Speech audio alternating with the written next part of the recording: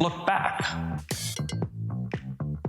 you'll see that the speed in which we can deliver better applications has dramatically improved. Making promises is easy. Keeping a commitment to customers, that's different. Today in SaaS, an extremely fast cycle. It means taking the long view, investing, knowing that the whole is greater than the sum of the parts, delivering consistently. So what have we done? We've added a host of machine learning applications. On a go-forward basis, this applies to everything. We mean everything. Year after year. Every year, you're going to see us staying contemporary with another brand new user interface. Helping organizations in every part of the world to run all kinds of businesses with new solutions. Where's our big investments going into the future? Giving customers confidence. In a couple years, we're going to be talking about who knows what. And that's sort of the point. That we'll keep our commitment so that as you move your business into the future, we are most focused on speed. Speed of innovation and speed of change. Know that we are keeping pace, delivering, leading. We've in fact done away with upgrades, giving you continuous quarterly updates forever. This is set up for, it's a foundational setup for forever. And so as we're in this model now, whether we're talking about something else in 2 years or a year and a half other than machine learning, the same rapid adoption of technology is in place, and our customers in cloud are ready to take advantage of that, whatever that may be.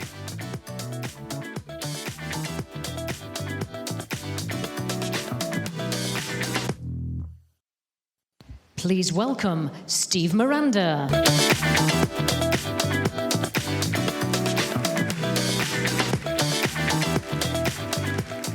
Okay, good morning, everyone. So what we're going to cover today is we're really going to focus on our customers. I just want to start off by giving a big thank you to our customers, both our traditional on-premise customers and our cloud customers. And the big focus of today is going to be showcasing the customer success and having customers hear from other customers about that success going forward. Now, in heart of hearts, I'm still a developer. They don't let me touch code anymore, but I like to think of myself as a developer still. So we like to show cool new features as well. We're going to show you some cool new feature functions as far as what's coming as well, but keep the focus on the customers. Now, let me give you a general outline of how we're going to cover this. The first part is let me kind of tell you what I hear from every customer prospect that I speak to as far as the different business pressures and what's leading us to our cloud-based solutions. Next, we're going to drill into what specifically we think we bring as Oracle to differentiate ourselves, to deliver value to you so that you can succeed by running our business applications in the cloud. And then finally, we'll conclude on why we feel stronger than ever the time is now to move. The readiness of our cloud application for each and every one of our customers, big or small, public sector or commercial, global, multinational, or domestic, supply chain, HR, manufacturing, financials, CX, we are ready to run your business very successfully in the cloud, and we're going to go through that going forward. So to start, when I'm speaking with customers, what is the common theme? And though it takes different flavors, different shapes and sizes depending on the customer base, the consistent thread and consistent theme is all about business change. And sometimes you hear this where a customer is being disrupted in their business. Sometimes a customer has an opportunity to disrupt the business. Sometimes the pressure of all of those aspects focus that means that the organization has to become much more efficient in the way they operate. Or it means they have to incorporate M&As in a much different way than they had before going forward. But all of it adds up to now is a time where organizations from business pressures need to adopt modern technology with a much more agile approach and much more speed of innovation. Oracle ourselves is just one small example. We've transformed from a traditional software company to a SaaS or a services company. That means we have subscriptions instead of on-premise license. That means we interact with our customers in a much different way. We also did some M&As. We acquired an organization from Micros. That meant our manufacturing organization had to do from large assemble-to-order manufacturing to really point-of-sale devices that we had to manufacture. Substantial business change and transformation meant that we needed an agile, modern cloud platform to operate our own business on. The next universal theme of business pressure is technology change. whether this is more pervasive mobile, and I can just see that with all the photographs and the iPads and the tablets in the audience right now, pervasiveness of social media, pervasiveness of new ways to communicate, whether that's Slack or SMS or any other new kind of capability. And the need to incorporate that pervasiveness in the way you do interact with technologies in your everyday lives and bringing that to your business platform to make you more efficient, to make you more modern for your employees, to have the same platform for your customers. All these business pressures add up. And organization after organization I speak to as customers need to move to a faster, more modern, agile business platform. Now, the common theme in this presentation is going to be, as a ratio of time to me speaking, this is going to be my best case scenario. I'm going to speak less in this keynote than ever before. And so to hear more about evolving business pressures and a real-world example, it's my pleasure to welcome on stage David Hostadius from Hearst Corporation. And while David joins us on stage, please enjoy a video telling you a little bit more about Hearst.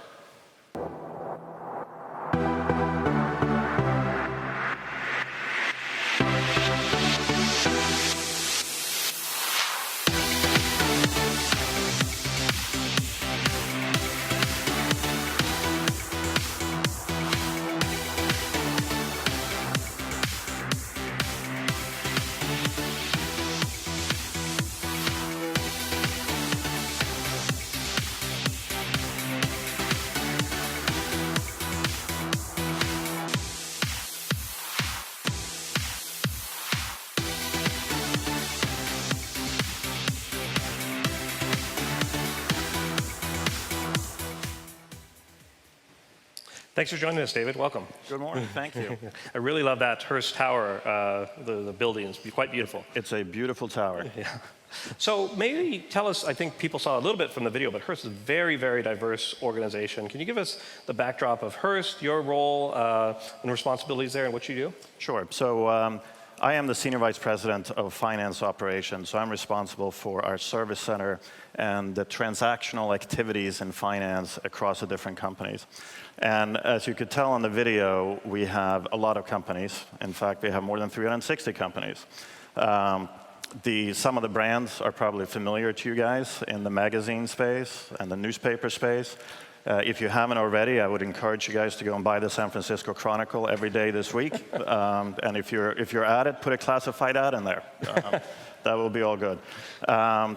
Some of the brands that you may be less familiar with is in what we call business media, Hearst Health and Fitch Ratings in the financial services industry, and also we have transportation assets. And then, of course, at the end, you saw some of the cable networks that we have stakes in, like A&E, Lifetime, History Channel, of course, ESPN.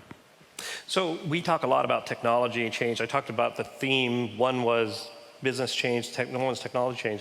Maybe you give us a flavor, especially a number of your areas changing substantially. You being a disruptor, being disrupted. How does technology affect the everyday lives at Hearst?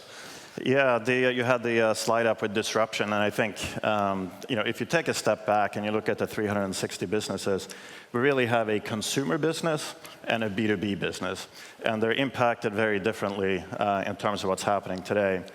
On the consumer side, I don't think that anybody in this room would be surprised that says, the business model in media is challenging these days. Yeah. People read less newspapers, even though everybody in here is going to read the Chronicle tomorrow. People read less magazines, they watch less television. So the advertising-driven models are more challenging. So on our side, what our business groups are doing is adapting the offerings to digital. And as you look at digital revenue growing, that is certainly making that pivot very quickly. On the B2B side, things are a little bit different. It's not an advertising-driven business or set of businesses. It's very much a subscription business. So those businesses are growing actually quite rapidly and is in a very different environment than the consumer businesses. Yeah, so massive change technology-wise, literally changing every part of your business. You also mentioned a couple times that 360 businesses. Now, a lot of that is through M&A. So maybe give us a flavor at Hearst, your view on best practices towards M&A and how you really realize the value of the combined organization. Sure. You look at 360 businesses, and there's probably nobody that wakes up and says, we're going to create 360 businesses. It has to happen by acquisition. And we made a lot of acquisitions historically, and we continue to make a lot of acquisitions. And I think that there's kind of two different flavors. If you look at the more mature media businesses like newspapers and magazines, really the name of the game is consolidation.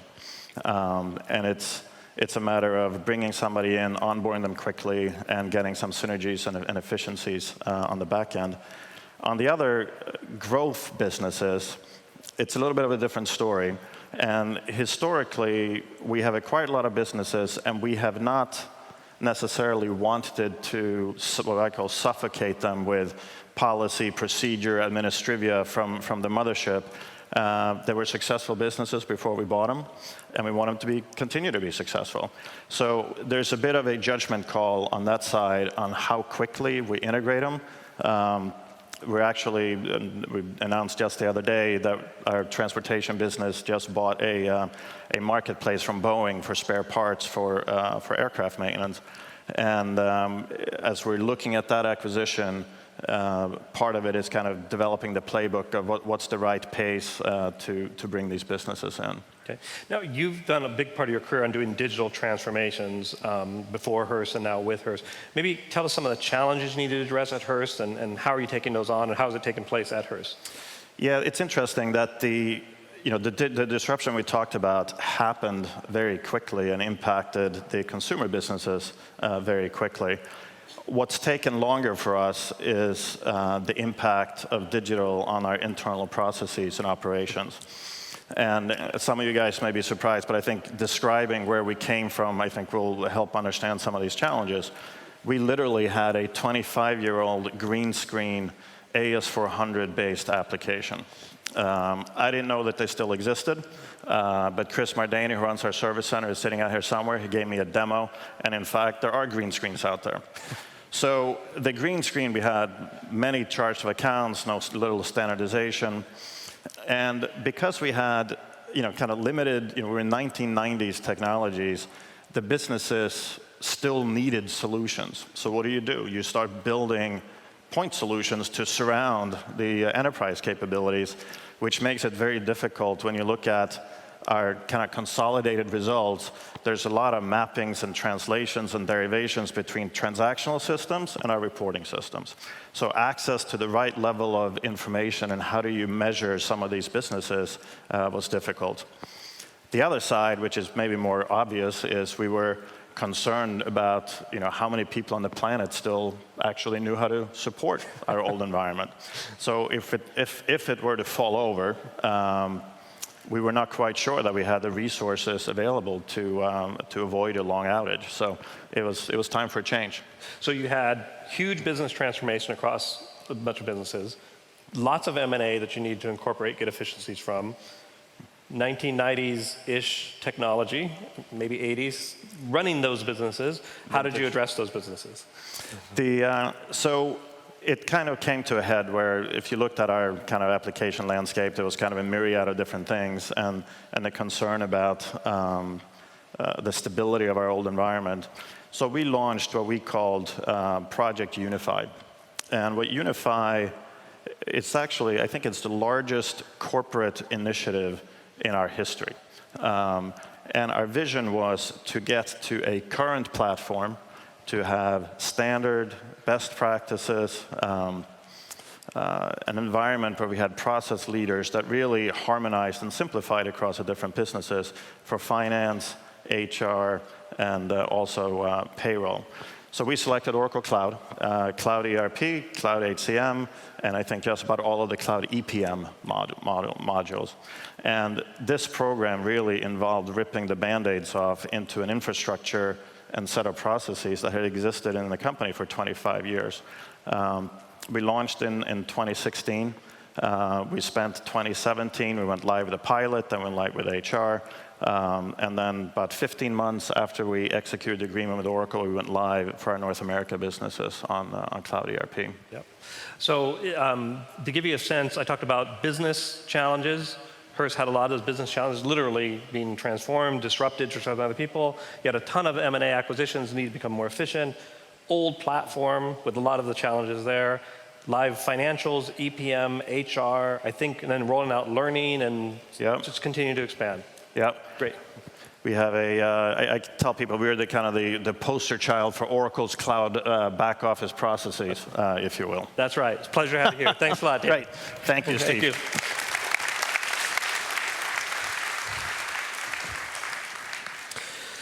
So yeah, they very much are a poster child, and we're very thankful to have David join us and have Hearst on stage. Again, I hope you get thematically same type of problems, different flavors of where the disruption's coming from, different flavors of what the problems with the legacy systems are, different pressures on becoming more efficient, in their case M&A, but the solution and having a single holistic SaaS solution that we can deliver on. And he talked about the phased go live in SaaS. They didn't do it big bang. They did this globally, but incrementally. Finance, then HR, now learning, looking at recruiting, and still going forward. And we have a fantastic relationship with development and the entire Oracle with Hearst just expanding. So that's sort of the backdrop of this common theme.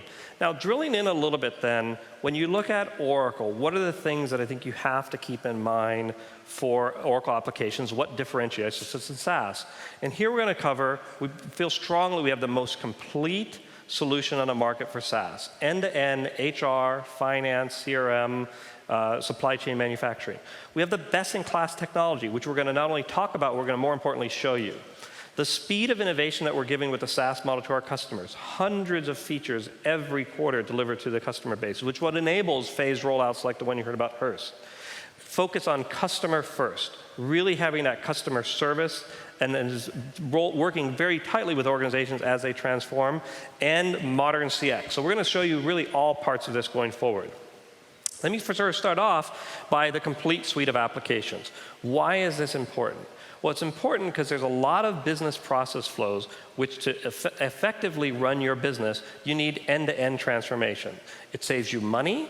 It saves you cost in terms of data integration. It has your data preserved for data integration. So it eliminates all these redundant silos of information to allowing you to focus, as we are focusing, on customer first.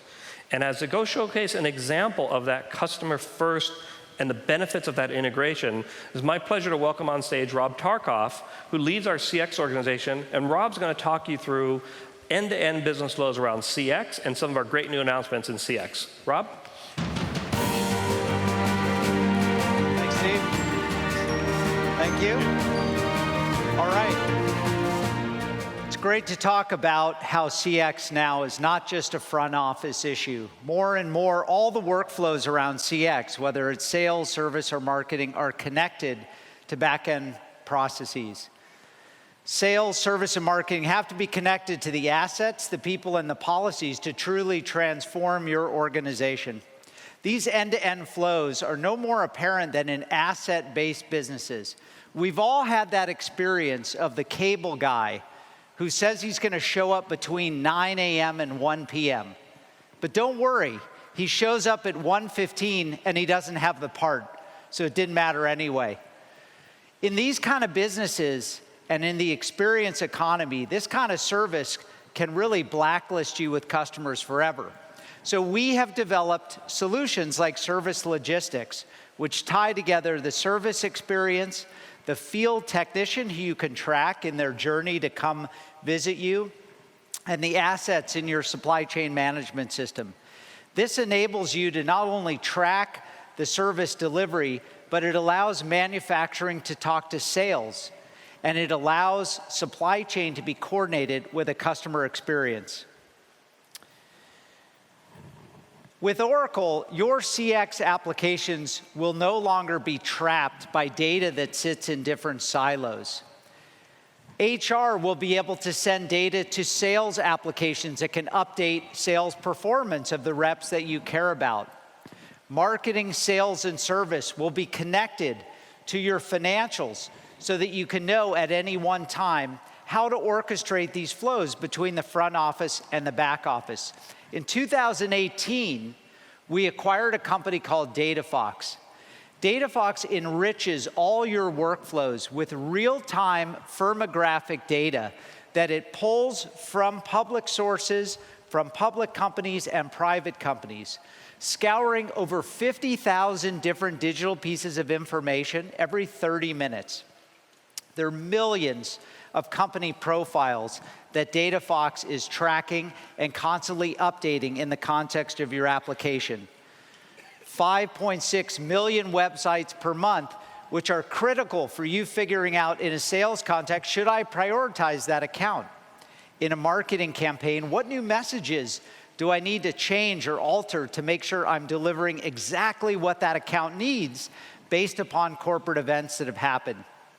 And in the consumer world, our Oracle Data Cloud has the richest third-party data marketplace, which we're constantly infusing into our applications, not only to help you resolve identity about unknown users becoming known users, but also to help you develop more context so you can personalize your messages earlier in the journey, rather than just waiting till it's too late for you to surprise and delight your customers. We're excited to announce at this OpenWorld that we have our first live customers who are on our CX Unity product. CX Unity is not just a CDP. That's like calling a Ferrari a car. It is a system for unifying transactional, demographic, and behavioral data in one source, ingesting billions of data points, normalizing, deduping, cleansing that data so that you can resolve to accurate, real-time, contextual profiles, and using that to enrich your customer experience. We're very excited about this offering, and we're very excited about the customers that we're working with who we will showcase to you at this OpenWorld. It is the most robust behavioral system that Oracle has ever had, and it is really going to bring unique insights into many of the blind spots that you face as CX professionals trying to deliver great service, personalized messages, or improved processes and productivity to your salespeople. Nowhere are companies seeing a complex sales process more than in B2B selling, where you involve dealerships. Think about today, when somebody shops for a car, they have perfect information about the vehicle, and so they have a different expectation about what they expect their dealer to be. It should be a trusted advisor, somebody who's an expert, somebody who's giving me more than just basic information about the product and service.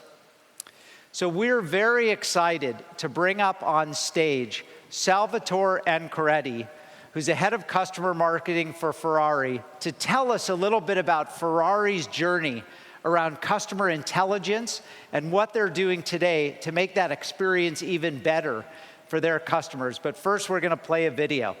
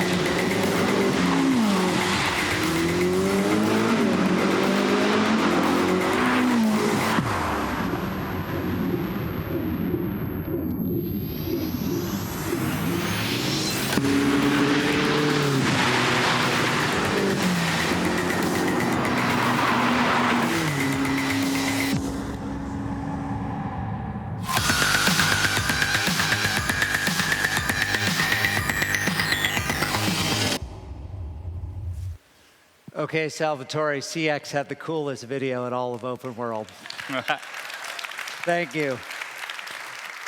So before I start, I just have to say that I had to wrestle with my colleague Ronda Yang for this position because he's been your executive sponsor and he owns a Ferrari.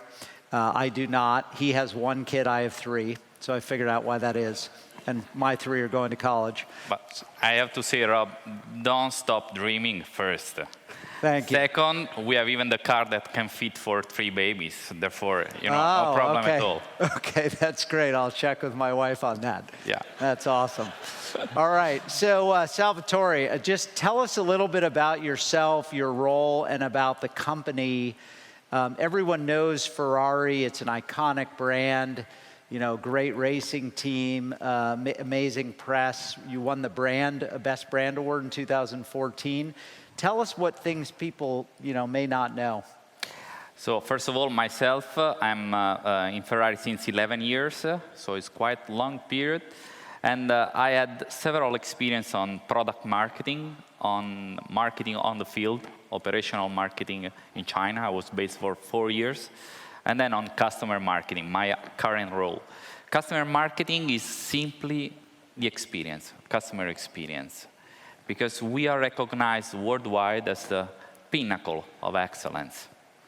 We are a pinnacle of made in Italy. Everybody knows about Ferrari. So probably our founder 70 years ago was not imagining that after 70 years, such a brand could have a meaning for many, many people around the world. So it's dreams that is starting from the beginning of our early age. And so always the first dream, when we want to start to experience, to be behind the wheel, the steering wheel of a car, we imagine to own a Ferrari. But Ferrari DNA is on racing.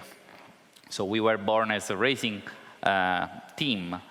And then we are the only manufacturer that attended all the 70 GP championship worldwide.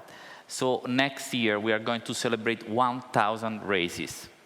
As many of you know, we won the last 2 with Leclerc, the last one in Monza. So we are looking forward to the next GP in Singapore. That's great. By the way, when you say Ferrari and I say Ferrari, I can tell you who says it better. But well, so we know Ferrari's an iconic brand. You have a lot of repeat purchasers, people who know the brand well. How do you maintain the premier exclusive status of the brand? I mean, that's a tough area. There's lots of brands fighting for that few that are going to get to be exclusive. What do you do to maintain that? The tradition and the innovation of our cars, the extremely appealing performances and driving emotion can grant us the exclusivity right. What means exclusivity for Ferrari? First of all, to produce always 1 car less than what the market is requesting. So this is the first secret. It's the ability to say no sometimes. Because if you produce a limited series, or not. There is always someone that we have to say no, unfortunately. Or there is the exclusivity, is even the ability to wait for 24 months the delivery of your car. So it's not in a market that is growing and is becoming fast. The ability to wait is still probably a property of few brands in the world. So you have to be in a position where you're telling people no, where you're telling them to wait, so they want the car that much more, and you're using that as a way to develop exclusivity and fulfill their dreams. What does it look like to fulfill people's dreams as a mission from a business standpoint? We don't sell cars, we sell dreams. Therefore, when a customer is approaching, he has uncompromising expectation about our brand. We don't speak about performances, we don't speak about speed, we don't speak about acceleration, we speak about driving emotion. But driving emotion is something that is relative, is depending on you, on me. You know, that driving emotion can be on a racetrack with our professional drivers, or can be with a convertible car on a seaside road. There are different driving emotion. But to sell driving emotion, you need to know the customer in front of you. So the knowledge of customer allow us to provide a tailored experience to our customer. And this is extremely important for us. So I'm going to pick up on customer insight and intelligence, because that's obviously part of our joint project. When you think about what you need to pay attention to, the signals that you look for with your customers in the experience economy, what do you need to pay attention to about your customers? The consistency of the messages. This is extremely important. As we have a corporate identity, and everywhere in the world you recognize a Ferrari dealership, it's extremely important for us that any single representative of Ferrari worldwide and any single dealership can face the customer and can approach the customer in the same way. But to do that, again, you need to share information. You need to be able to recognize that customer, because our customers are moving more and more and more across the world. So they can buy today in Los Angeles and tomorrow in Rome. We need to approach them at the same way. So your insights and customer intelligence has to be so deep and real time. Where is the customer at any one point? What are their buying behaviors? What other things might they be doing to be successful? So as you discover these wants and needs, how do you anticipate their future wants? And how are you thinking, how are you building capabilities to anticipate what they want in the future? You know, we discussed about the information first. So for us, it's key. We have thousands and thousands of information, and we want to enrich even more information, because right now, speaking about the customer itself, or the vehicle he owns, is one part. But at the same time, we're looking forward to understand what the customer can do with us. Because when you buy a Ferrari, you become part of a family. As a part of a family, you need to experience as well the product. Through the experience, we are aiming to acquire more and more information that can be used to drive more business opportunities. That's great. I have to say that we are incredibly proud to be working with you on this project, and your brand is amazing, and I look forward to seeing more what you're going to do with Oracle technology and your strategy. Salvatore, thank you very much for being here. Thank you very much to you. Thank you. Okay, with that, I'm going to invite back up my colleague, Steve Miranda. Steve.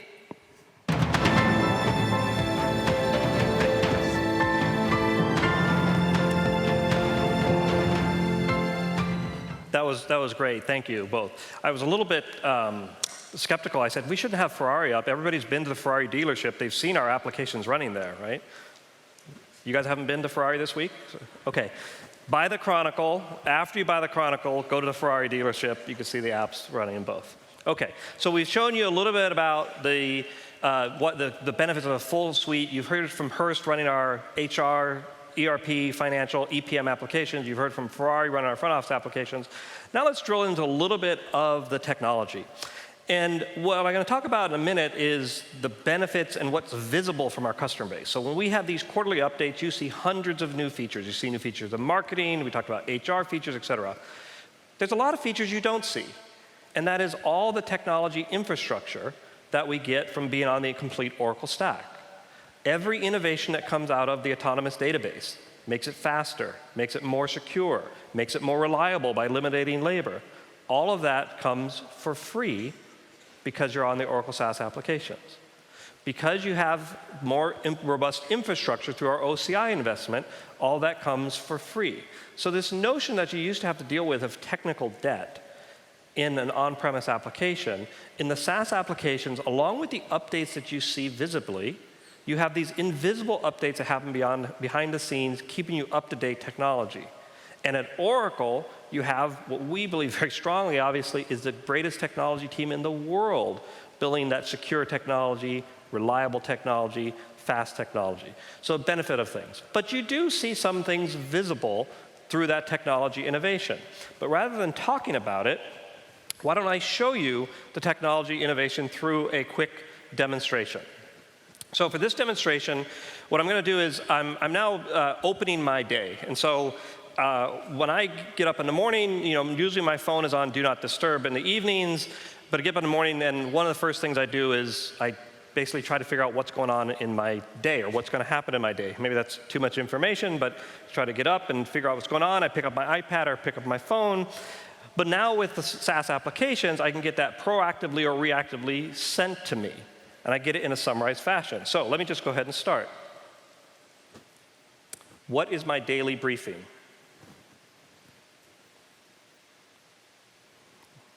User error. What is my daily briefing?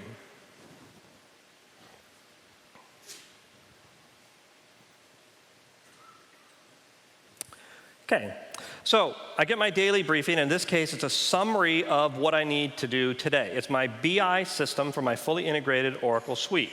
And what I have here is there's some insights into my business, actually. So our business of SaaS applications. And we have the 20% of our existing application customers have a high potential for more purchase. But we also have that because of higher attrition in LAD, that we're going to be short of that conversion ratio. So in other words, our sales system integrated with our HR system and our financial system shows us not only are we progressing well, we have opportunities, but combined with our HR system, we show we actually have a problem to deal with, okay? So not the greatest start to my morning, we got a big opportunity, but we got a problem to deal with, okay. What do you recommend?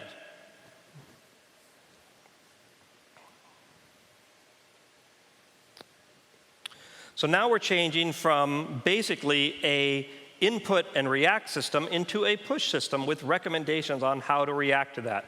And in this case, is recommending a hiring plan for me for Latin America to try to offset that attrition and take advantage of the opportunity that's in front of us going forward. Okay, but I've got to get ready to get to work.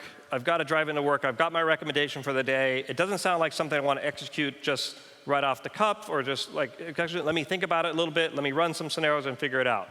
So I'm going to drive into work. I go into work, and at my same desktop, what I then will see is the identical view with a little bit more detail. So here I'm presented with, on the left, the opportunity screen, which has, based on represented the size of the circles, where the opportunities are, how big the opportunities are, where we've won, and what is still open. And on the right-hand of the screen, I see exactly a combination of HR, finance, and sales automation, which is telling me if I take an action, what is the predictions as far as how will that affect my pipeline, how will it affect my execution. And in particular, it's recommended to me a hiring plan, which was on my daily briefing. But me being me and not really trusting a system, I want to play around with it. So it says here what we ought to do is hire people with a mix of experience between new hires and people with over 7 years experience, and that will get us to where we want to be. Well, I don't know if that's going to work. So I think we should just hire all new people. Let's get people who understand SaaS, native digital people. Let's hire a lot of people without any experience. So I move that over there, and what I find is actually that's not going to do it. The curve that's going to bring me back to projected profitability flattens off. We're not going to execute as well. The system's predicted based on actual execution of people with that similar profile. If I hire all inexperienced people, not going to be the best outcome. Okay, I'm not going to go with that. Let's swing the pendulum the other way. Let's hire all experienced people. That's clearly the way to go. And you notice there, that's not going to work either. Because if I hire all experienced people, actually, we may have some more deals in the pipe, but I'm going to be paying a lot more for those experienced people than for more junior people, and that's also not going to optimize my profitability. So I'm going to go in between. Now, I think that slightly more experience will be good in our business. We need people who can talk to customers, deal with real business problems. I'm going to go ahead and go with that hiring plan, but then I also need to execute it. So in this case, I want to share that hiring plan of execution. I'm going to share it with. I'm going to go with, I don't think I should send it to Larry just yet. He'll be here tomorrow. I'm going to send it to Luis, who runs Latin America. And I'm going to go ahead and share that with Luis so he can execute the plan. So I've done voice, digital assistant, CRM, HCM, finance combined on, by the way, a brand new UI, which we'll showcase in a minute, to give you business recommendations and business executions. I'm going to go ahead and share that, and that's off and running. Okay. But again, that's me talking. Let's talk really about how our technology gets used in the real world, and in this case, towards quite a powerful mission. So it's now my pleasure to welcome on stage CJ Lang and Deborah Amro Crandall from the Institute of the Blind and Visually Impaired, or IBVI, to talk about their mission and their use of Oracle technology. Please welcome them on stage, and we'll start with a video about IBVI. I love a challenge. I always have, even before I lost my sight. I lead a team of 12 people here at IBVI. Nearly all of us are blind or visually impaired. I'm sure most people think, what would I do if I were faced with not being able to see? I couldn't do it. I say that's absolutely not true. At IBVI, we are in pursuit of what appear to be out of reach, a workspace where there are no boundaries imposed on our employees' abilities. Oracle Cloud application has transformed the way that we empower employees here at IBVI. I think that a lot of us don't recognize that the human animal is fierce and strong, and we truly can overcome anything that gets thrown our way. Okay. Here's your seat here.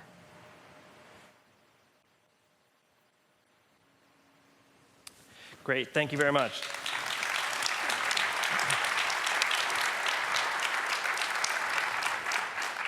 So CJ and Deborah, can you tell us a little bit about yourselves and about your mission, really, at IBVI? Absolutely. I'm president and CEO of IBVI, and we have an amazing mission that we are fighting for every day, and we do a lot of work that requires people that are blind, and the idea behind it is that we can make a lot of products and provide a lot of services to our customers, and it all revolves around tools and technology for our people that are blind. And I am Deborah Amro Crandall. I am the Director of Customer Success, and I lead a team of 12 folks who are primarily all blind or visually impaired. And how does IBVI go about helping the blind and visually impaired population? Well, there's opportunities for a lot of different job roles at our organization. And again, you know, it used to be that we only had opportunities for people who are blind, either in manufacturing or assembly work. But with the addition of technology that can better make it more accessible for our people, we now have opened up opportunities for into finance, into customer service, into purchasing, and there's no limit in when you look at the opportunities in the future. Now, one of my favorite parts of your story and your organization, though a nonprofit, there's market challenges, and because really the more successful you can be and more efficient, the actually more people you can have employed, blind and visually impaired, the better service you can do to the community as well. So can you tell us a little bit about the market challenges or competitive challenges, if you will, or what you face to accomplish the mission? Yes, absolutely. I guess one of the things that we faced with every day is that, you know, we definitely compete with other manufacturers, most of which do not have people that have disabilities within the, you know, the employee pool. But what the opportunity there is that we look at our opportunity to basically compete on price and also quality, and those are things that we cannot, you know, take lightly because we're going to be, you know, looked at as if, you know, there was, you know, people that were sighted, you know, versus, you know, those that are not. And so for us, we have to rely on technology to take us to that next level and also provide accessibility, you know, to the data and to the business systems themselves. Okay. So to help with that, you turn to Oracle. Obviously, you're here, we're one of your technology partners. How's that been? What is that like? Can you give the audience a flavor for what you're using and overall experience? Yes, now definitely. I think the biggest thing that we've really gained is the ability to actually have our people that are blind into positions, and in the past there would be a requirement for someone who's sighted to have oversight of a different area or maybe a department. And with Oracle applications now that we're using, that the requirement's not there. And it's opened up a lot of positions, even in management, for people that are blind. Yeah, just really equaling it out. And Deborah, so let's talk about your experience as a blind employee, and what has IBVI empowered you to do personally? So obviously, I was not born blind. I started to lose my sight when I was 16, and I had intended to be a fashion journalist. I wanted to go to FIT in New York, and when I found out that I wasn't going to be able to see, it kind of took me through 10 years of not knowing what I was going to do with my life. So I went to college eventually and kind of fell into a different Ability One agency. That's a government program that we work under. And I kind of maxed out my role there. So at a national conference, I met CJ and the IBVI team, and I moved to Milwaukee to be a manager of a customer service group. And IBVI has been a great asset to me professionally. They've really kind of let me be a leader to our blind people, and I've kind of grown my team and grown my position, and I'm now a business unit leader. Planning on someday taking over this gentleman's job as CEO.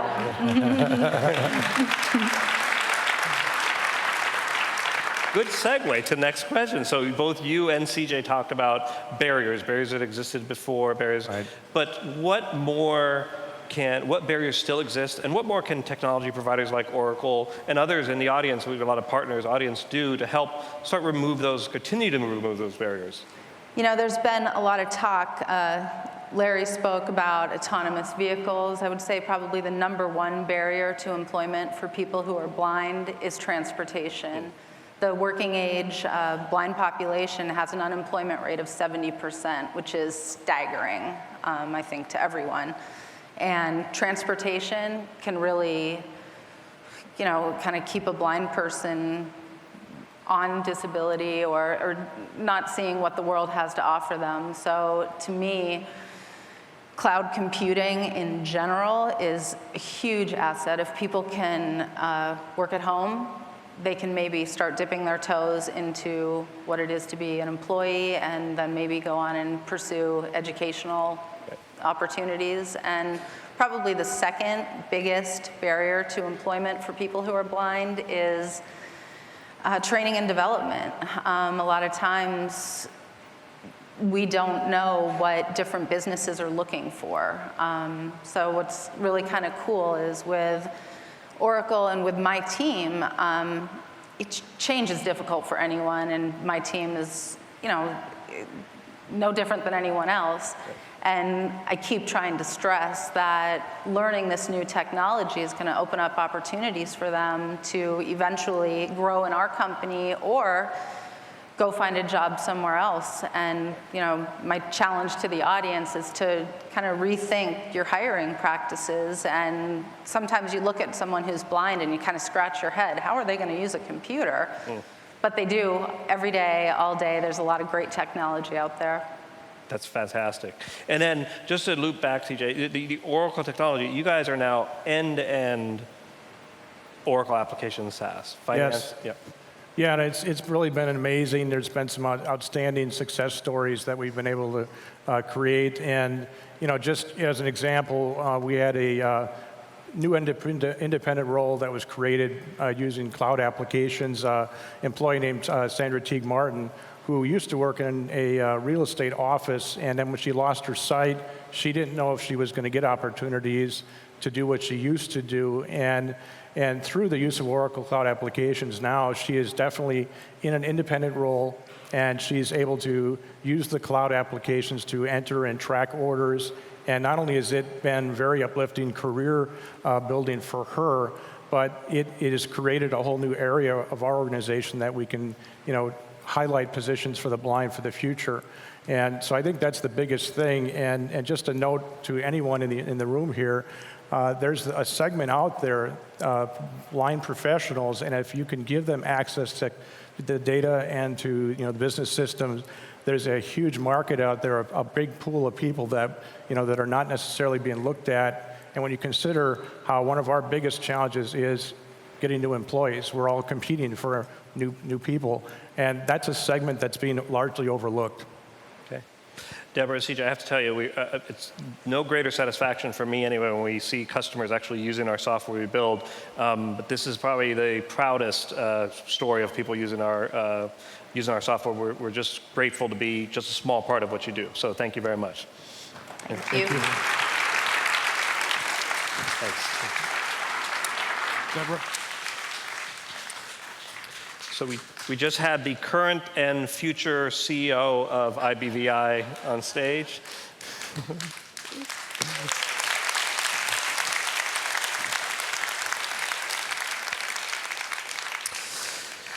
So now let me talk about, I talked about some of the baseline technologies, the infrastructure, how we fight the technical debt, keep you more secure, keep it more faster and more reliable.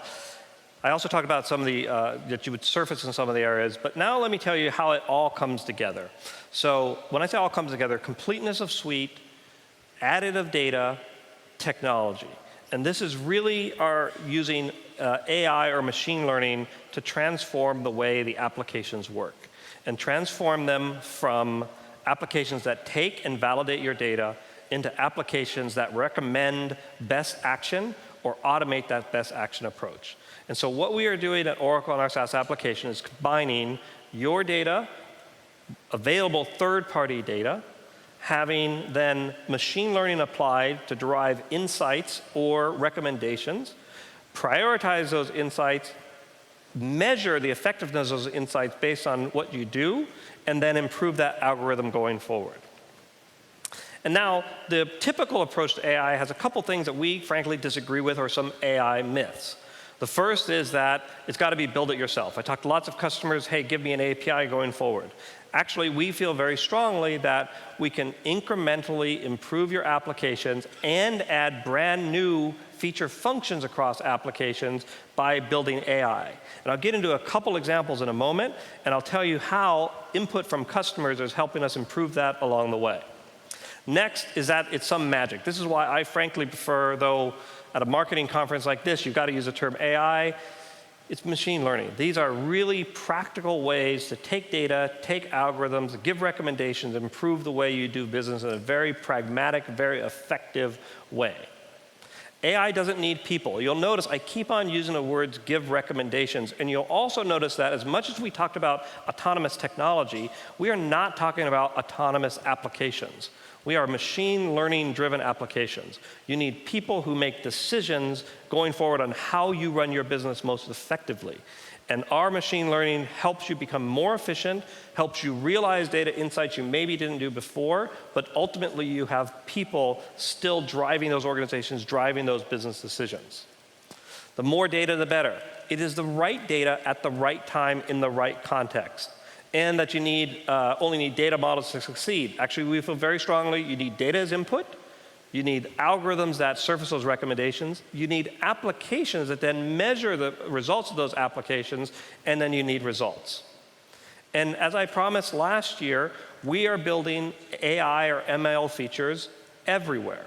We've infused it through our sales applications, through account prioritizations, through account enrichment, through signaling alerts, to win probability scoring. We, of course, for years have had it in marketing applications. We've taken that to the next level in marketing.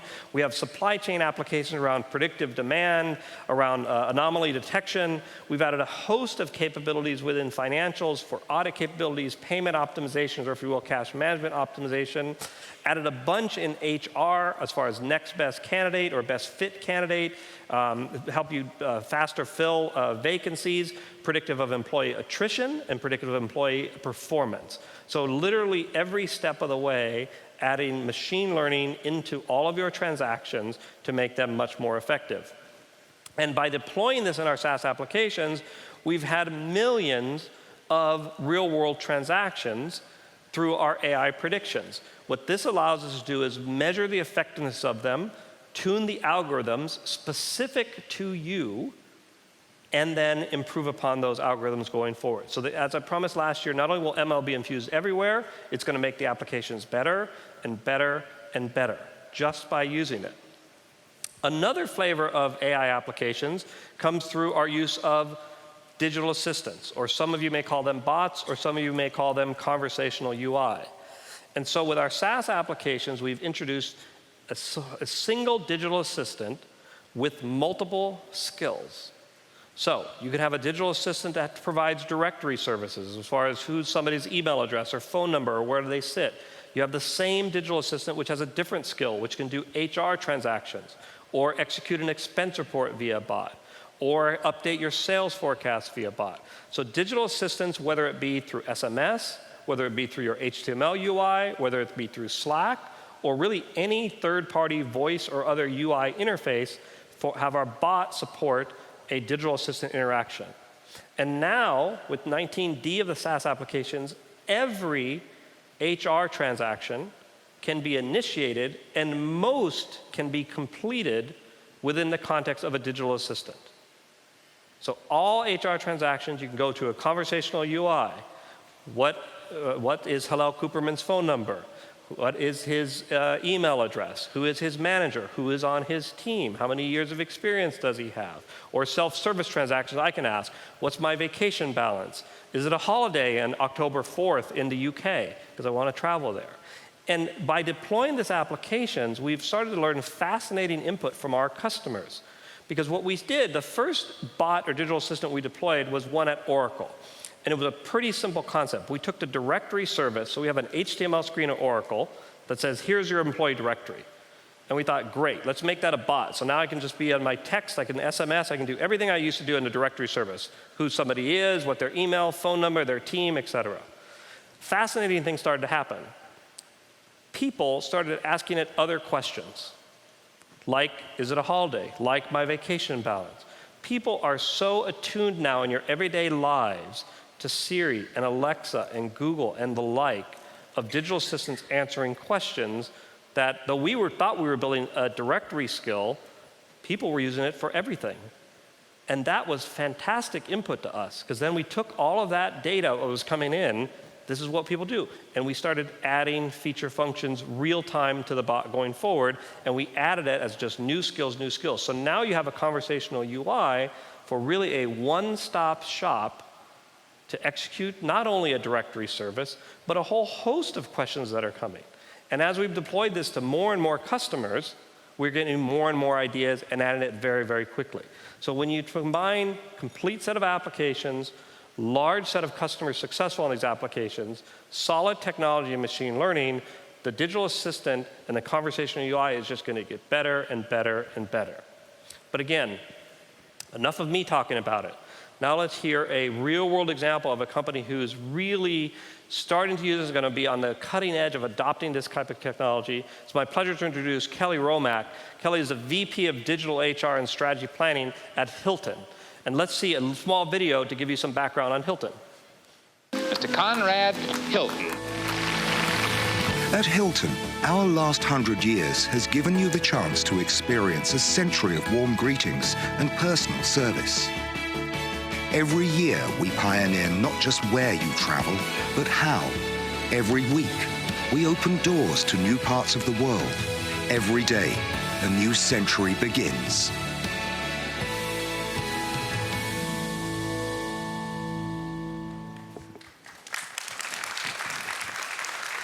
Thanks for joining us. Yes, happy to be here. Obviously, everybody knows Hilton, I'm sure, and very popular brand. But tell us a little bit about yourself and a little bit of maybe the context of Hilton, that in the context of your role, employees, and things like that, that the audience may not be as familiar with. You bet. So I run our HR technology stack as well as our services, and I also handle our talent brand for in the social media area.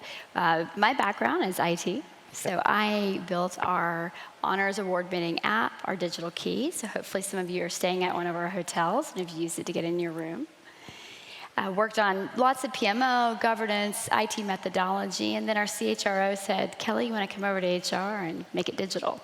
And so I said, I'm up for the challenge, and moved over and started working with our team members at our 5,900 hotels across the world in 114 countries with 17 brands. We open almost a hotel a day. And I haven't looked back since. It's been amazing, and we've had so much opportunity to innovate. 5,900 hotels, and that's hundreds of thousands of employees then. Absolutely. We have 170,000 team members who work directly for Hilton, and aggregately, if you look at our franchise population, which we consider them team members as well, it's 410,000 team members. 410,000, okay. So reasonably small company looking at HR, so okay. So lots of change taking place in your industry. You mentioned digital keys and a whole bunch of things where technology and non-technology affects it. Maybe can you tell us the competitive market pressures that you face at Hilton today? Oh, you bet. I mean, most of you are travelers, and thank you for your business, and hopefully your honors members as well. Yes, it's incredibly competitive out there, and technology is the forefront of almost everything that we do. Innovation is in our DNA, and it's really what we make sure we're focused on. Essentially, we want to make sure that we're providing amazing technology experiences for our guests. And when I came over, we worked with our CHRO and our technology team. We also want to provide that technology for our team members as well. Team members should have just as good of technology as our customers and our guests do, so that they can serve our guests better. We're in a business of people serving people. Yeah, you need happy team members, you need happy employees. Now, those 400 plus thousand team members, I want to get this right. You were in the top 100 best places to work. In fact, you recently won an award, the #1 best place to work. In the United States, yes. In the United States. So tell us a little bit about that and how that came about, and maybe educate the audience. With that many employees, that's quite an award. Absolutely. So we're #1 in the US and we're #2 in the world. We're incredibly proud of the effort, and we worked very hard, and some of this great technology has helped us get there, so we're excited about that. Our CEO has a wonderful vision and mission, and about our culture is amazing at Hilton. It's very exciting. We have lots of learning and development opportunities for our team members. It's incredibly important. We make sure they're skilled, have knowledge and all the tools that they need, and we've really gotten excited about virtual reality. Okay. Yes, so working through a couple of things at our hotels, having our team members literally the virtual reality experience, you put on the goggles, and working through and understanding some of our connected room technology and functionality, so they don't have to go to a demo room, right? They can work it in their workspace. Or even corporate team members learning how to set a place setting or wash dishes. I personally tried it myself. I broke my first 3 place settings. But I got better at it as we went forward. Yeah, I might need that place setting video myself. Yes. Maybe I'm a little slow. I may need it a couple times, but okay. So you talked earlier about the mobile and the easy access. You're in the midst of implementing digital assistant, what I just talked about and what I just demoed a little bit, to help with employee self-service. Can you tell us what that's like and what your expectations, what do you envision, your ideas on what is it going to be like when you have the digital assistant fully formed? So we're super excited about it. It's in our development environment right now. We have, what we did is we took our services team and we looked at the questions that, and I loved your AI overview, right? Because it's like things that are repeatable, that we can quantify, that we can execute against technology. Right. So we looked at our top most requested items. And about 60% of them are very repetitive. So we took those and we worked with the digital assistant technology, customized all of the language and the actions to the Hilton, right? Our Hilton business process flow.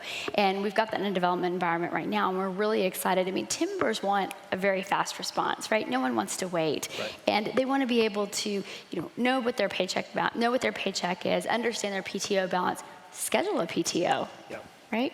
Yeah, you do everything via your phone these days. You need your enterprise system on the phone. Absolutely, and mobile is key. It is our #1 priority with working with Oracle.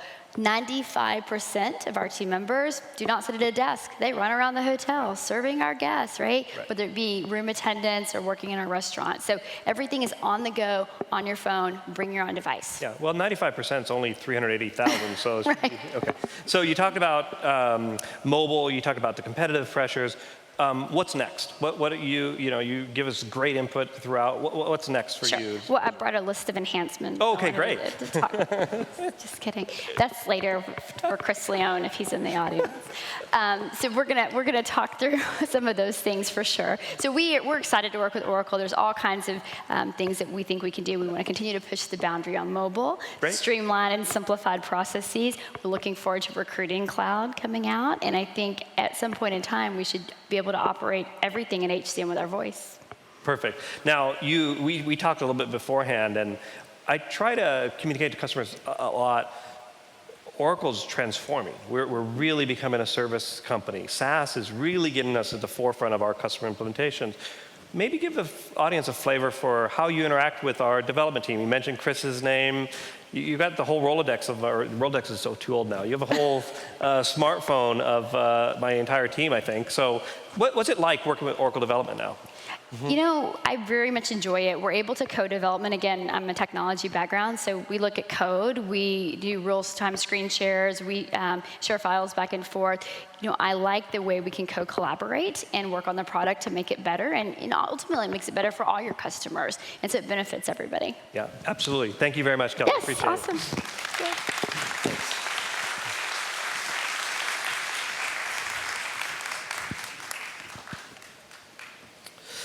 So that was a good way to segue to the next talk. I talked about the completeness of the Oracle Suite. I talked about the advantage of the technology, the real push for machine learning. But now here is, I said at the beginning, we very much try to focus on customer stories. And this is really the heart of it. The number one priority, while it's cool new features, our number one priority by far is success for our customers. And we're doing that through consistency of delivery, quarterly updates, improving the technology underneath, reliability, but frankly, through a lot of listening to our customers, working with Hilton through digital assistants, working with Hearst on how you roll things out and how you do 360 different businesses via M&A and consolidate and grab some efficiencies, working end-to-end on how the technology applies for IBVI, showing, as all of you will soon see at your Ferrari dealership, how you have a first-class customer experience through a superior brand like Ferrari, listening to our customers and prioritizing what they say is the key. And I talked before, especially with IBVI, this is my favorite part. We now have, over the last several years, I've talked about how we're building a cloud suite, how we've completed a cloud suite, how we've supplemented a cloud suite. Now the key message for I want all of you to take away is we are extremely proud of our focus on our successful customers in the cloud. And whether it's financials with literally a who's who across different industries of some of the best organizations in the world, or our HCM logos, which again, a who's who across multiple industries, the largest organizations in the world like Hilton, and then some smaller organizations in the world, or our CX. Rob talked about the brands in CX, both our customers who've moved from our traditional Siebel base, customers who've moved from Salesforce.com to the Oracle Cloud, and customers who've moved from other third-party systems to the Oracle Cloud. And if you look at these slides very carefully, you'll start to see that there's some repeats, because you have organizations like IBVI who have multiple parts of the suite, or you have organizations like Hearst who started in financials, added HR, added payroll, and are continuing to add. So we're extremely proud of our customers and our customers first, and now customers with heavy in supply chain manufacturing. The core of their manufacturing business, not just back office financials, not just back office HR, but running their day-to-day manufacturing business, mission critical applications at scale across a number of different industries in manufacturing. So we're extremely thankful and extremely proud of our customer base, and hopefully you got that captured a little bit today. But I said at the beginning, big focus on the customers, but we're still developers, and we do think we have some cool stuff coming. So now I'm going to go to a little bit of a preview for our upcoming modern Redwood UX. And before we start with the demos, let me roll you a short video that will show you a preview of our user experience.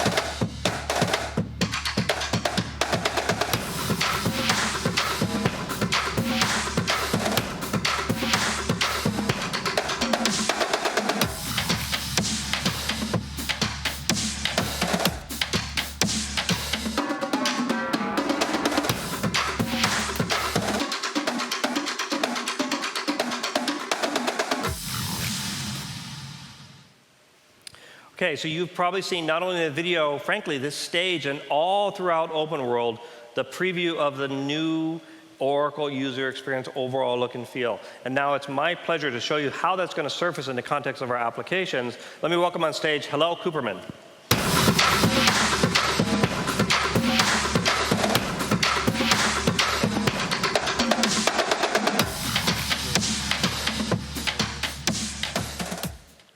All right, hi everybody. Thanks for being here and taking a look. All right, so let's start with something I know you love doing, expenses.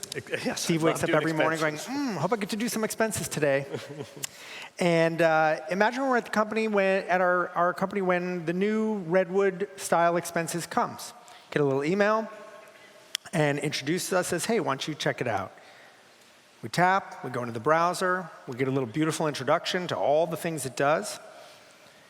And then we figure, well, maybe we can go check it out. Now, if you look in the bottom right corner of the screen, there's this red square with an O in it. That's not just a decoration you see all over OpenWorld. That's a user interface element for us. In fact, the team here at OpenWorld has built one on stage. If it disappears, it's definitely not at my house. So let's tap on it and go straight into the conversational experience with our expenses bot. Hi there, I'm Oracle. I can create expenses for you. We say, let's check it out. I just had coffee with a candidate. Add expense for $7.56 for coffee with a candidate. And sure enough, it says, did I get it right? It's kind of cool. Notice it says 2 attendees. I didn't say the number of attendees. I said coffee with a candidate. It parsed that. It figured it out. It got it right. I say, looks good. OK, let's take a more complicated scenario. Let's fast forward a couple of weeks. I'm flying to London for a sales call.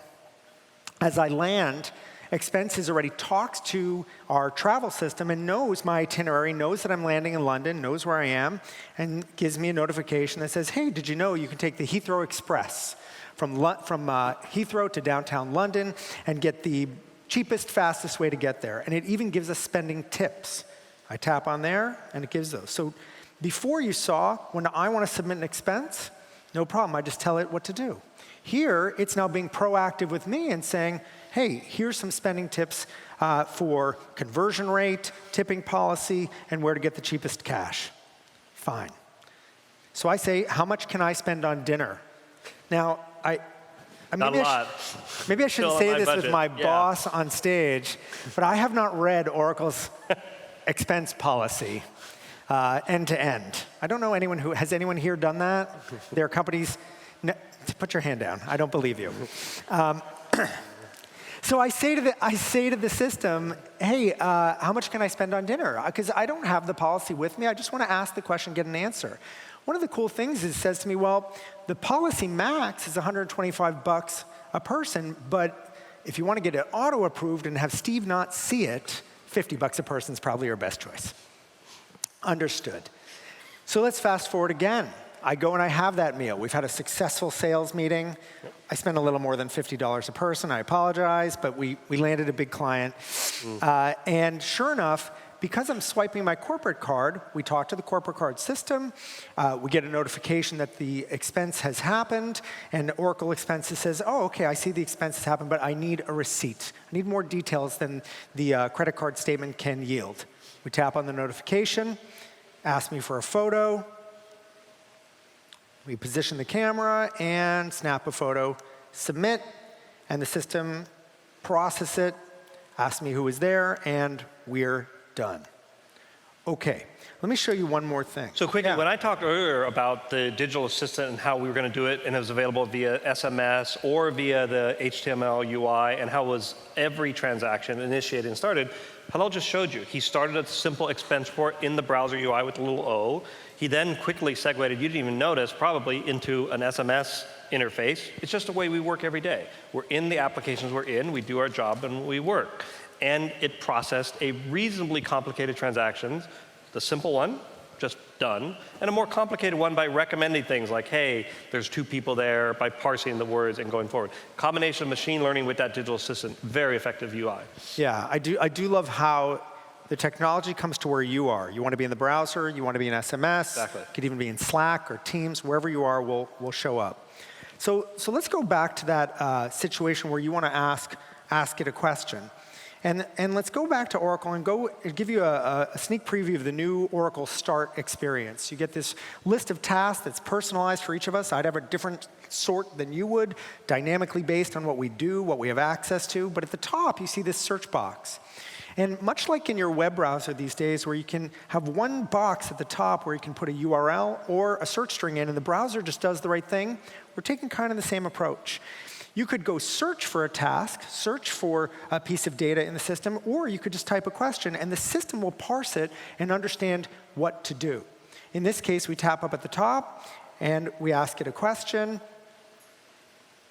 Can I expense an ATM fee? So I've encountered a situation where I can only use cash, and the system automatically turns it into a conversation, writing the experience. And then my favorite part is it says, well, if you just asked whether you can do that, maybe you're in the process of doing that. Would you like to expense that fee right here, giving me even a set of preloaded buttons that I could just tap on and say, yep, £3, that's the right amount.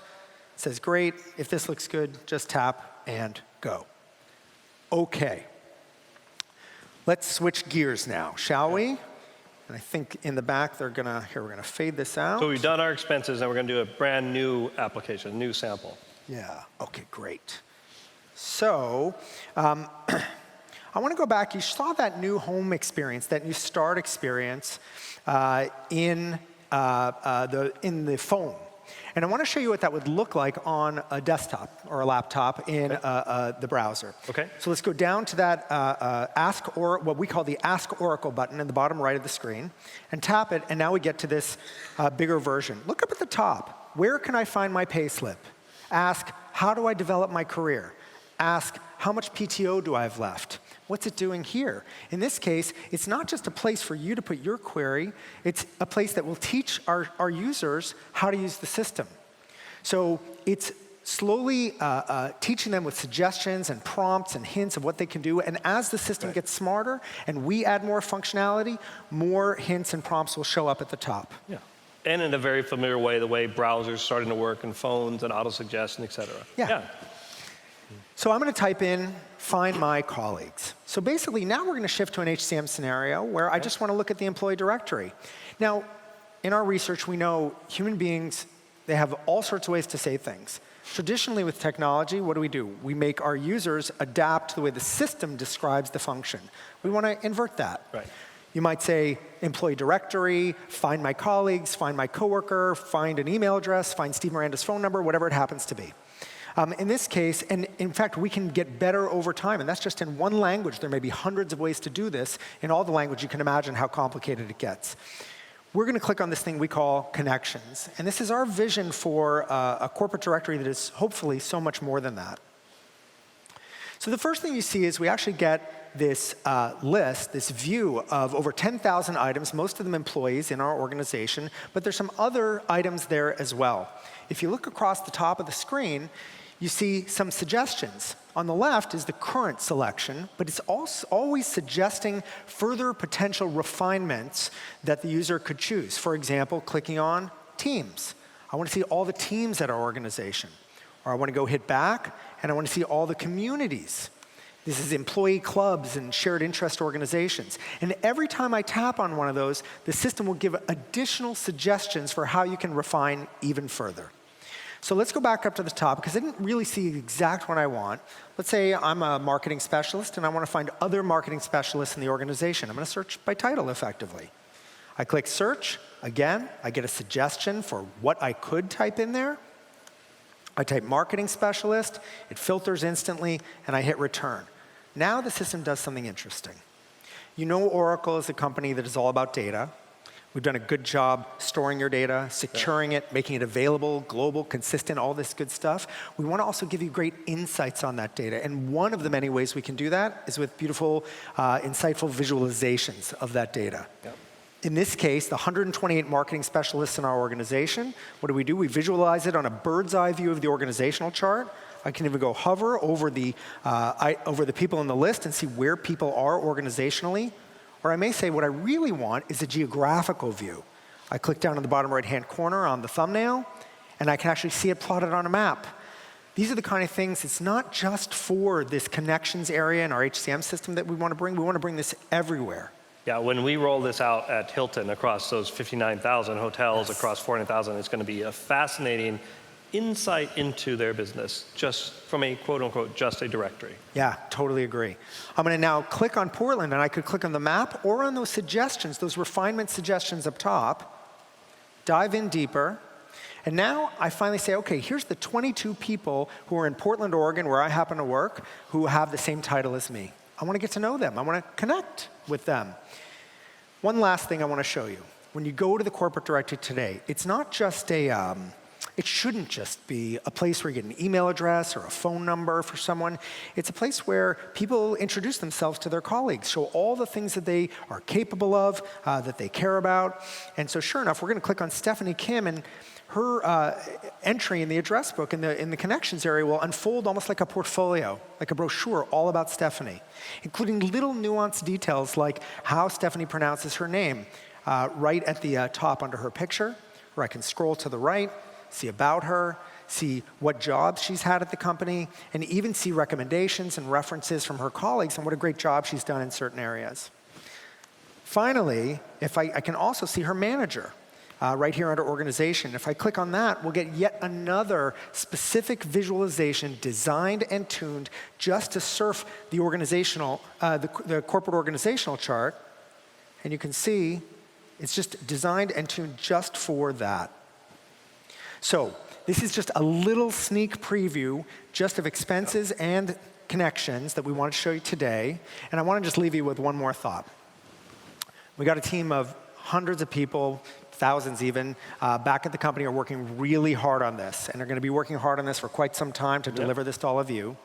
When we look at these scenarios, we don't just care about making them intuitive and making them seamless and making them functional for you. We also care about how they make you feel. We really want you to use this software and feel like you're using not only the tool that gets the job done the best, but the tool that makes you happy doing your job, that maybe even gets you to fall in love with Oracle software and really be excited to use it every day in your job. Great. Thanks, Phil. Fantastic.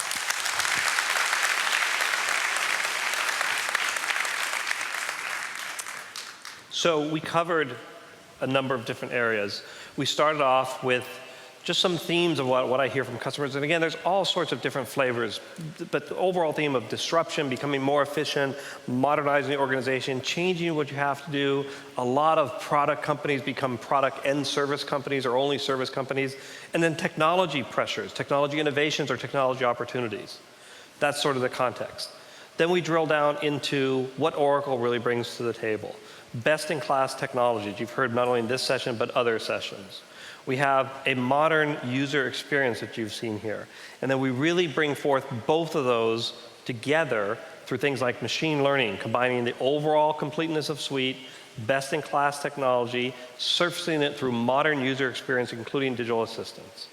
That's why we believe Oracle is the best solution for our customers. And frankly, we want to show you customers who've experienced that and our main focus on making those customers successful. Now, the time, though, to start is now. And there's a few reasons behind this. First, we hopefully have shown you a flavor of customers who have already successful. You are not first. You're not first in your industry. You're not first in your geography. You're not first in your size of company. We have many, many, many customers who've successfully moved from either our products or our competitive products to the Oracle Cloud and are achieving great success and are great partners to us. Second, our Oracle Consulting organization has built a set of utilities and a best practice that we call SOAR, allowing you to soar to the cloud to give you predictability on how much it's going to cost, how long it's going to take, and the business benefits you'll achieve moving from an Oracle application to the cloud. And now, SOAR-like programs have gone to our partners, and our partners have built the same type of capabilities and the same type of offerings and methodologies to convert you from an on-premise system, Oracle's or competitors, to achieve the benefits of the Oracle Cloud. So with that opportunity created now, and the effectiveness of technology and business processes working together with Oracle, we are extremely confident and very much look forward to the customer success in the cloud. And then with that, I went through a flavor. I really wanted to have customers talking to customers on this, but there's a lot more detailed sessions. So today we have the HCM general session with Chris Leone, much more about artificial intelligence and machine learning. Lots of details through Clive Swan's general session at 3:15. Rob Tarkoff comes back at 4:45 for CX. Rondi Ng will lead the ERP general session. And then the user experience or Oracle to Oracle session, a critical session that's actually running throughout the day, to showcasing how Oracle uses our own technology going forward. And just to give you a sense of Oracle, I know everybody says, well, Oracle's Oracle. Of course you're going to use Oracle capabilities. We're not quite as big as Hilton, but we're 130,000 people. We are in basically every country in the world. We are north of $39 billion of business. We are a software business. We are a subscription software business. We are a consulting business or a services business. We are a manufacturing business, not only of complex equipment like Exadata, but of more commodity equipment like Micro's point-of-sale machines. We have over 40,000 sales reps in the system. We run all of that.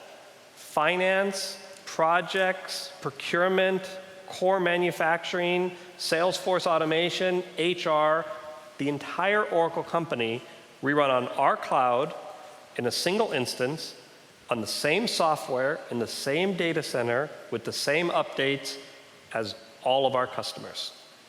It's quite a story, and we're going to showcase with the people who actually run at Oracle.